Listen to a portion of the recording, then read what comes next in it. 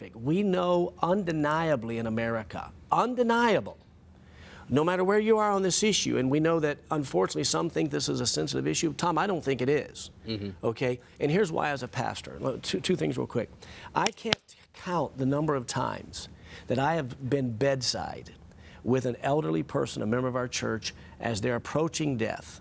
And they've lost a lot of weight and their face is all sunken in. And maybe many of our viewers today, you've been there, whether it's a loved one, your parents, your grandparents. And you watch them gasping for those last breaths, Tom. Sometimes just a slow, just in and out, maybe 2 a minute. And then all of a sudden, they stop gasping. And you look real close and you don't see their chest moving. And when that happens, I'll call for the hospice worker or the doctor to come over. And they'll put their hand on their neck. And when they don't find a heartbeat, they pull out their clipboard and they write down the date and the time, the date of death.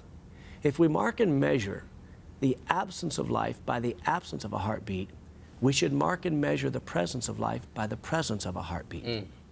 And if we're not going to do that, let's find another way to determine if someone is dead.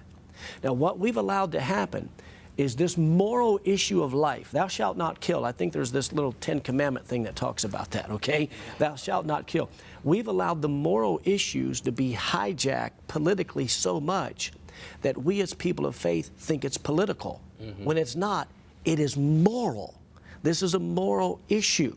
And so we have got to speak up and speak out. And when you look, as you said, to the technology of today, it's changing. And we know, absolutely, this barbaric practice in America, when you look at Planned Parenthood and the videos that are out there, we are selling human baby parts.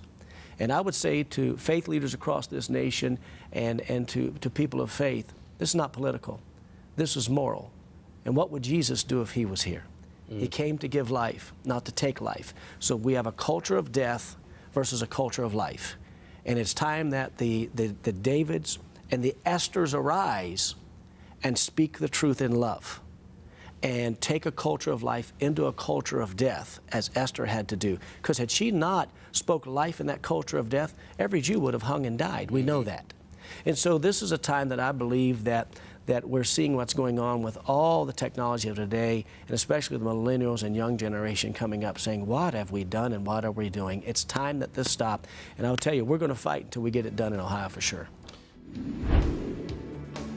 If you liked what you saw, make sure to like this video and comment below.